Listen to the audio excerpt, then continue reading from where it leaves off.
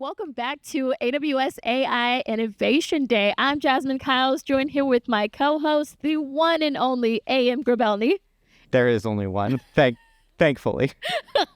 Thankfully. We are joined here now with another guest. We are bringing you topics all day long about how you can use the tools and the resources to get started using AWS AI. So, Hunter Carlisle, how are you? I'm fantastic. Thank you very much for having me. Very excited to continue the awesome discussion that you guys have started this morning. Yeah, a reunion of sorts for. Yeah, absolutely. Yeah, we've crossed paths on AWS OnAir in the past. Yeah. What's your role at AWS and what are you working on? Yeah. So I am a member of the Annapurna Labs service team, specifically the customer engineering team within Annapurna Labs. And a lot of the work that I do is accelerating customers that want to bring their machine learning workloads, particularly the large-scale deep learning workloads, over and run them on our purpose-built machine learning accelerators, Trainium and Inferentia. Okay. And so you're here today to talk with us about how to cost-effectively build using these services. Yeah, absolutely. I think there's a great opportunity, when you're looking at your machine learning workloads to really optimize the performance and save some costs, lower some costs by running these workloads on these purpose-built devices that were built from the ground up to support those workloads. We've spent a lot of time and put a lot of energy and research into identifying the specific requirements for some of these large scale, LLM, llama type workloads. We've learned a lot of what works well and what doesn't work well so that we can pass, those performance improvements and those cost savings on to our customers. Yeah.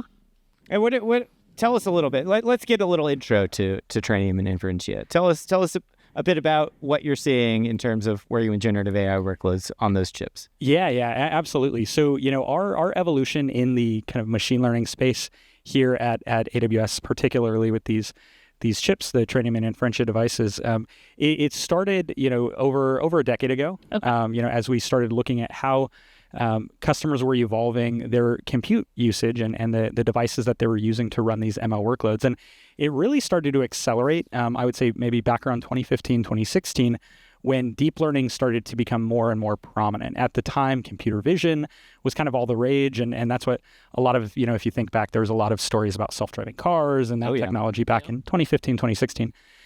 Language took a little bit longer. There were some challenges with respect to really large models and allowing them to be generally trained and applying them and fine-tuning them on specific tasks. But that started to change around 2018, late 2017, when, the technology or the theory behind the current LLMs came out, which was the transformer architecture. And, that really unlocked a lot of business use cases in the language space. And around that time, we were developing our first iteration of our ML Accelerator, which is the Inferentia 1 device. Inferentia 1 was released in 2019, and it supported, and it still supports the kind of dominant workloads of that time, right? Which were a lot of the computer vision workloads, deep learning workloads, and some of the transformer workloads. But over the years, things evolved, and we've seen a lot more demand for bigger models and larger transformer models. And because of that, we made some design decisions with our kind of second generation, which came out last year, for the Trainium and the Inferentia 2 devices, which are really optimized for those transformer-based workloads, as well as more cutting-edge computer vision workloads like diffusion models and such. Okay. So it allowed us to scale things up, and it's evolved nicely. Yeah, I love you taking us through that timeline and that journey of where we've been and, where we're headed. But tell us a little bit about, what foundation models are well supported on these chips.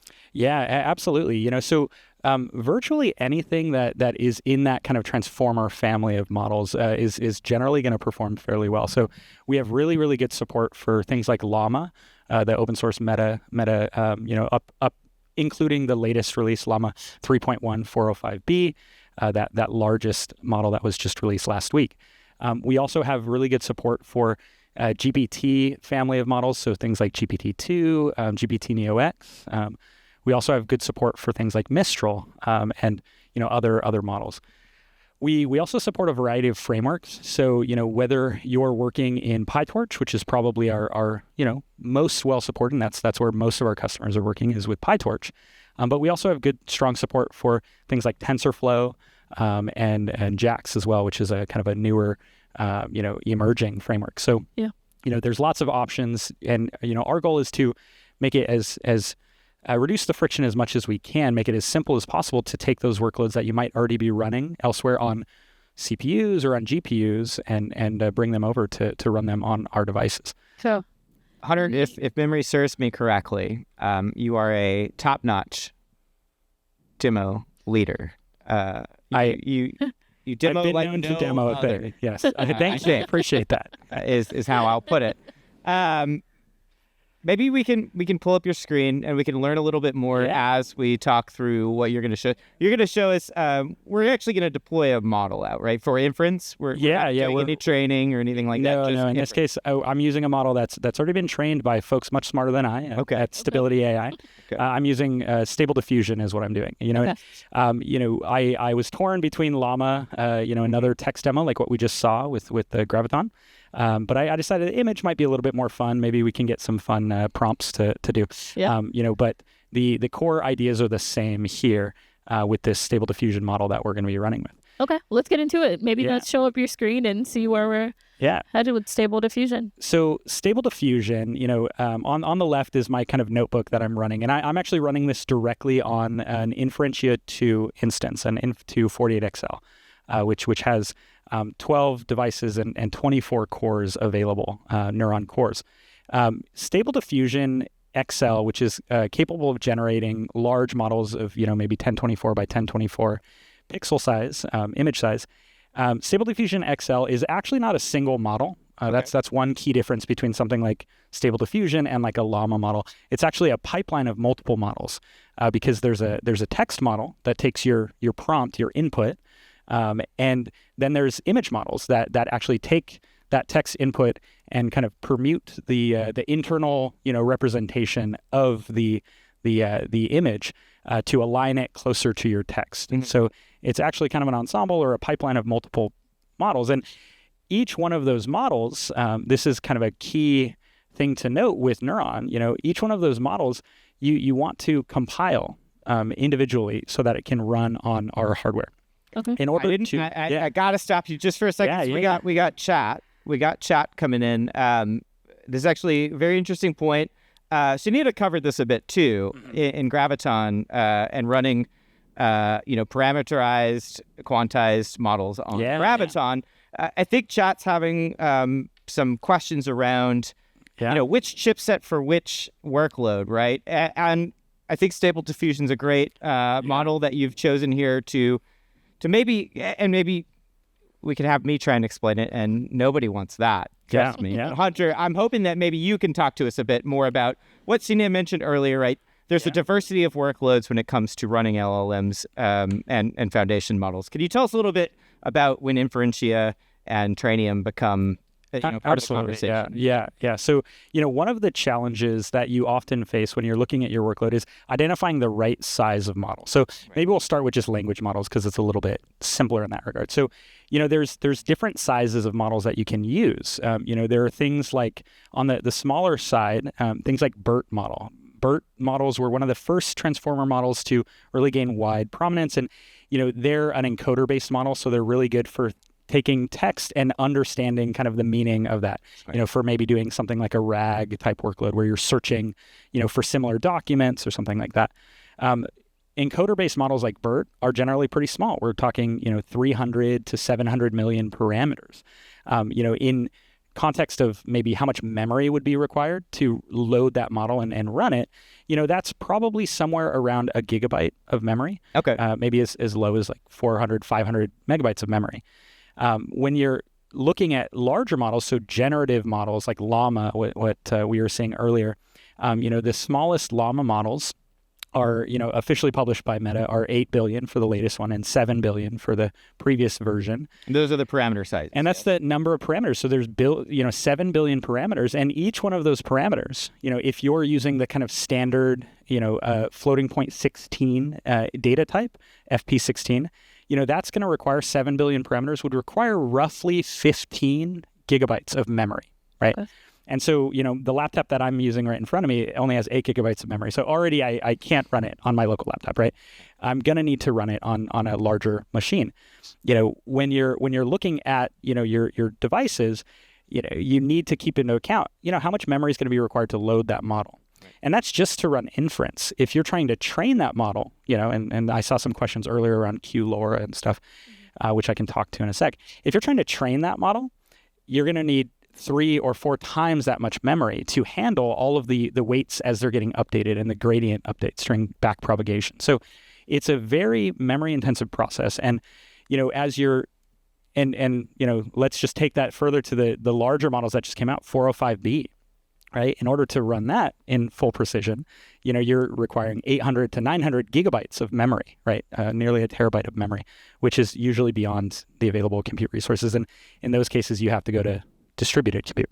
Circling back to finding the right size instance for your workload and right sizing it, you need to really look at, what size model you want to run and what are the constraints available, with the different, devices that you're working on. So this device that I'm running Stable Diffusion on here right now, it has 12 Neuron devices. Each device has 2 cores. So overall, I have 24 cores available. Okay. Each core has 16 gigabytes of memory. So if I kind of run that here, let's just do the math, 16 gigabytes of memory times 24 cores. This device, this instance has 384 gigabytes of memory available. So if I wanted to run the largest Llama model, I'm not going to be able to on this device, right? I'm going to have to go to something bigger. That's where the quantization comes in. So earlier there were some questions around QLoRa, which is quantized LoRa. And that's a technique to basically save some memory during training, right? Optimization. LoRa itself is a memory saving technique, and QLoRa is a quantized version of it, where instead of using full precision BF16 or FP16 model weights, you're using a smaller data type, something like an int8 or an int4 data type. Okay. And when it comes to the different devices, there might be different support for lower levels of precision. So, with Trainium and Inferentia, we have support for int8, right? So we don't necessarily support int4. So it's just something to keep in mind as you're looking at these strategies and thinking of better ways to optimize the memory. Really, especially when you get to the bigger models, a lot of the work is how do you optimize the memory efficiently. Right. Hunter, thank you for indulging us with that detail. Yeah. And hopefully, chat, that helps with your understanding. Again, it's resource allocation. It is at the heart of almost all IT. Anyway, knowing what resource you need for which workload is foundational. Yeah. Okay, let's get to Stable Diffusion. I want to see some beautiful visuals. All right. Here. So Stable Diffusion, hopefully the screen size, it was kind of getting messed around there. Hopefully y'all can see this okay.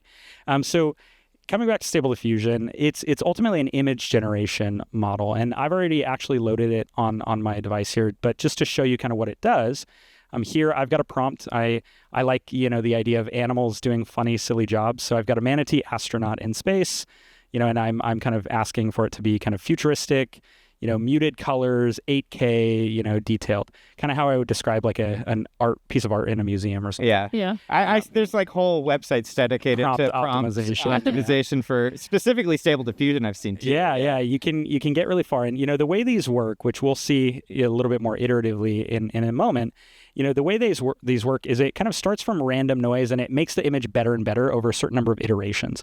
And each one of those iterations takes time, and it's compute resources that you need. In this case, each iteration takes, somewhere around, I think a third of a second or so.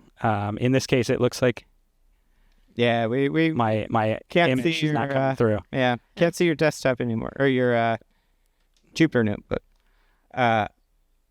Okay, we'll get that fixed, Hunter. But let's talk through. It is unfortunate. Let's switch to a different dock here while we... Incredibly gorgeous manatee. Yeah. So the idea is it iteratively improves the model. And, depending on your use or the image. And depending on your noise, use case, right? Yeah. Like you were showing us this yesterday. Yeah. Like if you do just one iteration, it's just complete noise. Exactly. And, let me show that here. So once we get our I see something screen back up. I don't know if we're coming back with that, but Hunter, they're saying you're the man in the chat here answering all those questions. So chat, tell us what other questions you have for Hunter while we have him here. Someone says, the humanity. Wow. Wow, that's I'm gonna use that. A+. All right, I'll give that A+. It looks like we're back. We're back in business. Okay. So let's kind of run through and see that iterative process, right? So ultimately, in this case, I think I'm passing in the same prompt, which is the manatee astronaut, but let's see how that image comes through in the end. So here you can see we're starting with basically just noise, right? And after one iteration. So I passed my text in. It's taken that text, it's kind of gathered the meaning, and now it's trying to permute this kind of internal representation of the image to try to push it in the right direction. But with just one pass, one iteration, it just didn't really do much, right? So what we end up with is just kind of random noise, right? Yep. And there is an element of you can change kind of the seed that starts your random noise. Is that a randomizer? Yeah, and it will actually dramatically change. That's probably one of the biggest things that will dramatically change your final image is in choosing a different feed. There's some research around, you can find random noise that will give you more orange images and stuff. Okay. But randomness is kind of like my thing. So. Yeah, there you go. I agree.